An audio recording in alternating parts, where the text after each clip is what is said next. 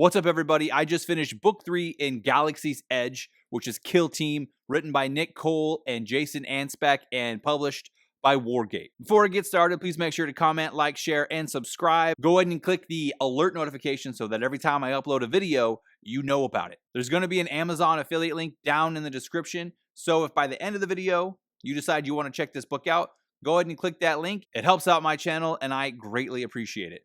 Now, how would I describe Kill Team in one word?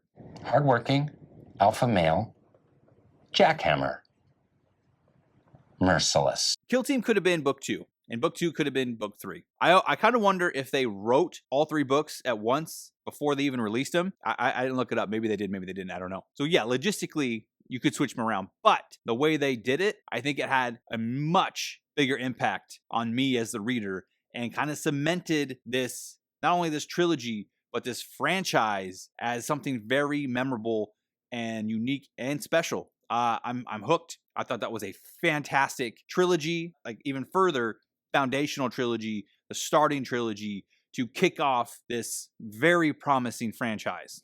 Book 3 specifically, Kill Team. Dude, there's first person, there's second person. That's some of the best, my favorite parts of the book were the second person character, not character, second person narrator, I guess, because I'll get into it a little bit. And then third person, which those were less common. Basically the two main POVs was first person and second person. Really well done. And the book itself, kind of, it weaved the timelines back and forth between book 1 and book 2, which basically fall on either side of book 3. While yes, you do know what some of the fates of the characters in book 3 are going to be because they're not there in book 2. You don't know when they're going to die, how they're going to die, how far they're going to get in their mission before they die. It's an interesting effect as I'm reading it. It affected me interestingly as I read. And I honestly, besides like D&D stuff, I can't say I've read a lot of books that rocked a second person perspective, especially for that many chapters. And like, you know, you always hear like the one risk of doing a second person is that it can feel repetitive or get boring or whatever, or maybe it's like an overload because, you know, with the second person thing, it's it's supposed to be more kind of drags you in more a little bit, I guess. But I think they absolutely killed it. I think it was a huge risk craft wise and maybe franchise wise, reputation wise. I think they nailed it. I've never read a second person POV book. Doesn't mean they're not out there. Obviously they're out there. 3 different POV styles. And then not mention that, but actually jumping around timeline wise from not much. They don't do a whole lot of jumping to the book 2 timeline. There's a little bit peppered in there. Mostly it's coming off the heels of book 1. So it's closer, most of it's closer to the events of book 1 than book 2, but it weaves everything together so well. Absolutely outstanding. We get a little bit more factions and more players revealed to us. In Kill Team, we learn more about Dark Ops. We hear more about something called Nether Ops. We see some weapons dealers that are doing like black market, off the books, smuggling kind of things, Army and the Rebels. Yeah, it's just even more expansion. Both the Dark Ops and the Nether Ops are kind of are 2 POVs for the most part, like the main ones, like Lieutenant Chun. I don't know if I'm saying his name right. And Tom, we'll call him, from Nether Ops. He's not really like in Nether Ops. He is kind of a reluctant participant and operating as a spy. His whole thing is really cool. He's a second person POV, and it's being narrated from the point of view of, so basically the Nether Ops unit called the Carnival, the director of that unit goes simply by X, very good spy name by the way, goes into his unassuming spy office, opens up a file, and basically like is refreshing himself with the story of his agent, his informant, whatever. And so basically every time we're in Tom's chapter, his scene, whatever, it's second person because it's actually X. He's like reading to Tom, like telling Tom, you did this and you did that. But it comes off great. It's not boring. It's not overdone. I found that the second person POV, I feel like if it was done in something different, wouldn't have built as much anxiety as the second person POV did. Because you feel like you're kind of Tom, because it's very vague and nebulous, right? And it's you. And you're like, man, what if I was in this situation? That's kind of the purpose of second person, right? And it really, dude, it builds tension and guilt and shame and horniness. Yeah, you're ready for that. What a cool use of the second person. Like the whole like doing it in an espionage format with like a spy, like a reluctant spy too, being read basically his file of like the events by the director. Great. It's high anxiety. Really, every time you're Tom, you're like, oh God, I'm in a crap situation the whole time. And you're also like, he's doing crap things, but you feel bad for him and you're like rooting for him because he doesn't want to do crap things, but he is stuck and he's got nowhere to go but forward. He ends up, I'm not gonna give too much away, but Tom's cool, man. Who's Tom? I don't know, dude. You know what it reminds me? Because like a lot of times he's like, are you still? Or are you Tom? You have to be Tom now. You're not Tom, but you need to be Tom. Who are you? Me? I know who I am. I'm a dude playing a dude disguised as another dude. What? Basically, so that's the Nether Ops side of things. And Tom's job is he's trying to infiltrate this ring of arms dealers that is supplying the MCR with weapons. And I'm not going to go any further than that, but that's what he's doing. He's trying to infiltrate and bring down the people who are arming the rebellion. We go to the Legionnaires now. It's Wraith. There's a few POVs with Wraith. His is third person. Chun is our first person. He's the majority of the kill team's POV, like vast majority. And they get recruited for a kill team. And it's just, at this point, it's just Wraith and Chun. Captain Owens takes them out on a little kill team op. They do that, and it's basically like an initiation. And Owens likes them and says, okay, go ahead and fill out your team. So they pick XO, they pick 20s, and they pick Masters. And then they also choose Kags the Basic, who basically gets upgraded to Liege status and goes to like an impromptu Liege boot camp and training, and then joins the Dark Ops team, the kill team. This book is,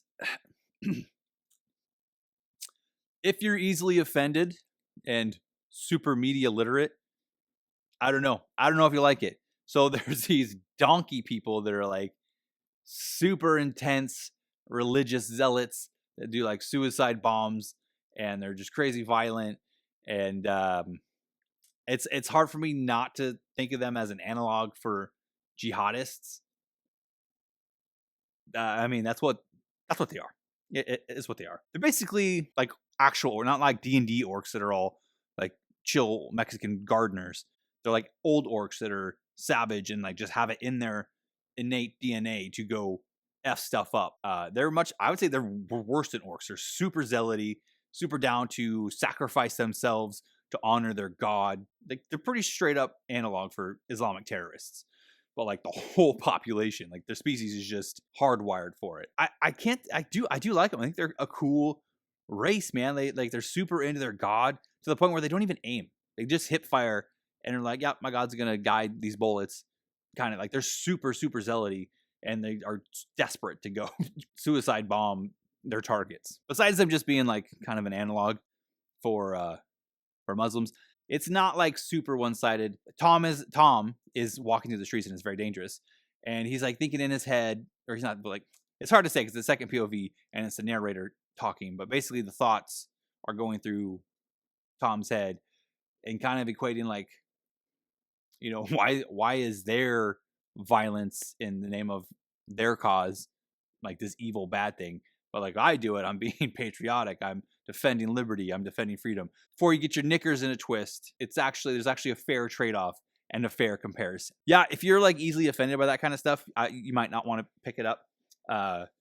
We also see some gay representation. There's a reporter who's gay and gets tricked into giving up intel that basically leads to a bunch of people getting killed because he was hitting on this guy. So yeah, we got a little gay representation in there too for those who want it. That's your thing. That guy doesn't end up in a good spot. He's not a good guy. He's not really a bad guy. Kind of just dumb and horny, basically. Just a couple of fun little, like, I don't know, I guess a couple of lore things I noticed that I thought were pretty cool. Lieges, like old Legionnaires, they don't like cybernetics. They don't want to have any robotics installed on them because they have this like relationship, kind of a hostile view of robots or warbots from both the bots they fought against and the bots that fought with them. So they don't want any of that in their body. So yeah, older lieges are not into the cybernetics. We also learn where the name of Keel's, by now if you've read book 2, I'm assuming you have, since you're watching the review for book 3. If you have not read book 2, this will be a spoiler. Keel is Wraith, and in this book, we learn where Wraith got the name for his ship, the Indelible Six. It is It was like a joke, I believe, that XO made because the Marine was like, "You guys are indelible." It's either XO or it's Captain Owens. He was like, we're the indelible 6. That is where Wraith or Keel got the name of a ship. And by the end of the book, the squad's like, we need to get someone in our team. We need to be like NetherOps and embed ourselves in the CD elements on the edge of the galaxy. And so that is where, I mean, this isn't a spoiler because you know this in book 2. So obviously at some point in the book, Wraith is going to be like, yeah, I'm going to go be Keel. He volunteers to go be a smuggler, whatever, criminal. Devers is a piece of crap. He's a piece of crap. And more, I mean, at this point, it's well established that the Republic is corrupt, the House of Reason, the Senate, and just the whole thing is just a moldering pile of corruption. And they are slowly infecting the Legion bit by bit, because the Legion, honestly, is probably the greatest threat against the Republic if they decide that enough is enough. Yeah, I keep saying tension, but it's building a lot of tension for future conflicts, and it just keeps escalating and escalating. And this was a big one. This was a good third book, a good finale for a trilogy that is designed to expand the universe even farther. So great job, guys. Yeah, I'm hooked, man. I'm a fan. Wargate is killing it, man, between Land and Sea and Galaxy's Edge. And once I'm caught up on Galaxy's Edge, then I'm going to start reading Forgotten Ruin. I'm sure that's probably a sweet. Pretty sure Nick Cole writes both of those. I mean, I know Jason Anspach also writes for Galaxy's Edge, but I think Nick Cole, I don't know if he wrote Forgotten Ruin by himself, and if all the entries in the series are by him or other authors did it. I don't know yet. But yeah, Wargate. Like it, dude. Here for it. I definitely recommend this book. I recommend books 1 through 3 of the Galaxy's Edge. If you want to check it out, like I said, I do have the Amazon link down in the description. So if you're interested in reading the book, go ahead and click on that and pick it up. It is on Kindle Unlimited, so if you are a KU subscriber, then you can just add it to your library for free. There you go. But that's all I got for tonight. Thank you guys for watching. Let me know what your thoughts are down in the comments. Please like, share, and subscribe, and I will see you guys next time. Thanks for watching.